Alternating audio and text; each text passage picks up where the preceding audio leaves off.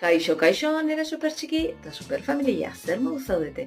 Itzi Aldezabal naiz, aurre mentorea, psikopedagogoa, reiki eta heziketa fisikoko irakaslea. Zer zabiltza beldurrekin? Badakizu, beldurrak geldiarazi egiten gaitula eta hola egiten badugu hor dagola.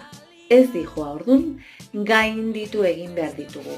Ikusi eta erabili pertsona hobe bat izateko.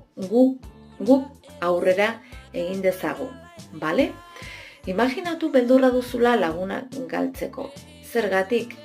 Agian ez daude ados zuk pentsatzen duzunarekin eta ez ausartzen iritziak ematea. Beldurrak hor jarraitzen du eta zu estankatuta. Zer egin beharko duzu, probatu egun batean zure iritzia ematen gauza txiki batean, eta zer gertatzen dan. Pausotxoak eman, bestela beldurrak hor jarraituko. Jarraitu nire bideoak